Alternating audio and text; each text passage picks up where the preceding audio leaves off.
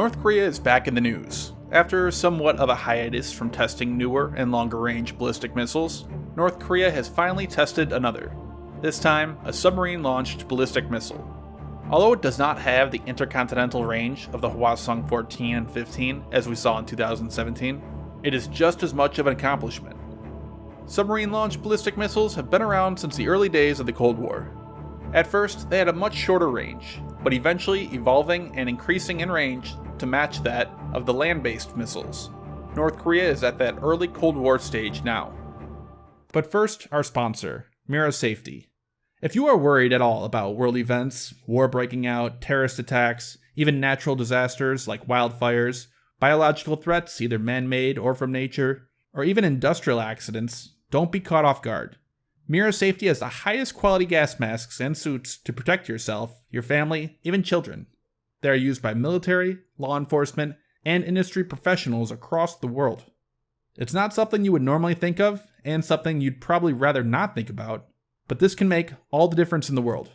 Mira Safety provides protection against it all: chemical, biological, radiological, and nuclear. Use coupon code CABAL10, no space, for 10% off your first order. Check them out at mirasafety.com.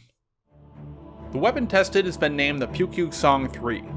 I made a video after the first test of the original 북극성 and the submarine that carries it, the Simpo. I've linked to it here in the upper right hand corner if you're interested. In 2016, North Korea began tests of the first 북극성. They tested it several times, only 2 of which were successful, and it has an estimated range of just over 1,000 kilometers. The 북극성2 was tested and launched from land, and has an estimated range of 1,500 kilometers. And finally, the 북극성3. During this test, in early October, it flew only 450 kilometers, but it reached an altitude of 910 kilometers. This is something North Korea almost always does with its longer-range missiles. This is because they cannot test the full distance of their missiles without flying over another country's airspace, which not only causes much political outrage, but also runs the risk of the test being misinterpreted as an actual attack. The missile reached this altitude of 910 kilometers on a more lofted trajectory. If it was fired on a more efficient trajectory, it likely would have a range of nearly 2,000 kilometers. This gives them the ability to hit all of Japan, South Korea, even US military bases in Okinawa, if they launched from a submarine off the east coast of North Korea. A 2,000 kilometer range makes it the longest range solid fuel missile North Korea operates. Solid fueled rockets give you many benefits over liquid fueled ones, especially for a missile launched from a confined space like a submarine. Liquid fueled rockets require liquid oxygen, which has to be stored at an extremely cold temperature. The fumes they produce can be extremely toxic, and require much more complex engines with pumps, valves, seals, and more. Solid fuel is much safer, and can be stored for very long periods of time, giving you the ability to keep the missile fueled and ready to launch at a moment's notice. The test was conducted off the coast of Wosan, an area often used to test launch missiles and rockets. An interesting side note, Kim Jong-un was not present for this launch. The North Korean leader has almost always attended tests of other long-range missiles, including their ICBMs and the 북극성-1. This could be interpreted as trying to downplay the political fallout from the test, especially with the US, where North Korea hopes an agreement can be reached to remove economic sanctions that have been placed on their country. North Korea claims that the missile was launched out of a submarine. However, US and South Korean officials state that it was launched via submersible barge. This barge simulates, as much as possible, the tube and conditions from which the missile would fire. However, it is no substitute for testing from a real submarine. This is true whether it's North Korea, the US, Russia, or anyone. SLBMs are extremely powerful and put a lot of stress on the submarine, so much so that ballistic missile submariners have described actually seeing a wave travel across the deck plates between the missile tubes during a launch.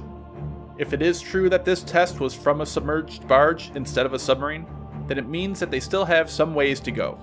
They will need to test it from a submarine to determine the viability of the weapon and the weapon platform. The missile is planned to be launched from a converted Soviet-built Romeo-class submarine, an old 1950s-era submarine. North Korea received almost 24 of these boats during the Cold War. These boats have been kept in service as much as possible, as they do not have the ability to construct large attack and missile boats. The North Korean-built Sangho-class submarines are too small to carry these ballistic missiles, so they have to make do with existing boats, like the Romeo. They took the boat and stretched the sail to make room for 3 missiles. It's a pretty innovative approach to building cheap ballistic missile submarines, without the expensive research, development, and construction that comes with designing one from the ground up. Although North Korea has actually designed and built a missile boat, the Simpo class. It is much smaller than other ballistic missile subs, and even the Romeo attack class, and can only carry 1 missile. In my last video on the Simpo class submarine, I talked about North Korea's future plans. At the time, many believed that they were planning on building a much larger boat, tentatively named the Simpo-C. Instead, it appears that they were converting a Romeo class boat. This converted Romeo is a major step forward. It carries 3 times the number of missiles, and built upon a capable, more reliable, and longer range platform built by the Soviets. The real interesting question is just how North Korea would use this boat and missile in the event of a war.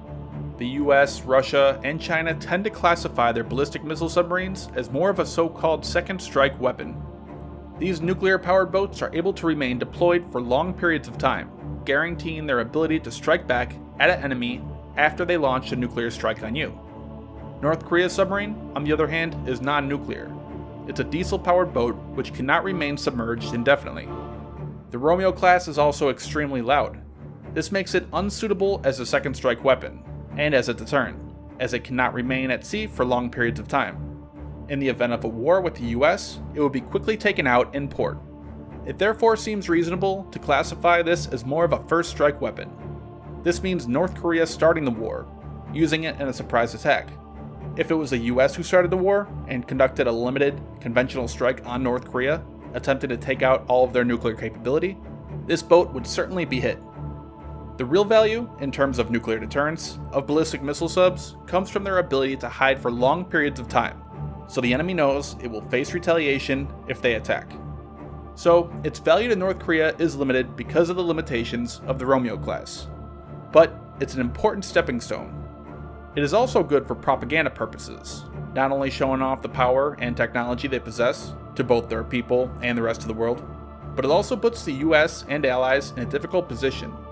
US and Japanese ballistic missile defense systems like Patriot, THAAD, and both ship and land-based SM-3 missiles are mostly all pointed toward North Korea so that they can detect and intercept ballistic missile attacks from the country.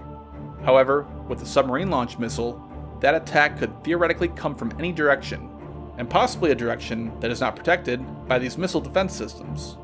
In short, the missile and the sub are both a great step forward. While it is still a ways off from having a reliable submarine-based nuclear deterrent force, like that of the US, Russia, and China, it is a start. The question now will be, how will they utilize this weapon and submarine?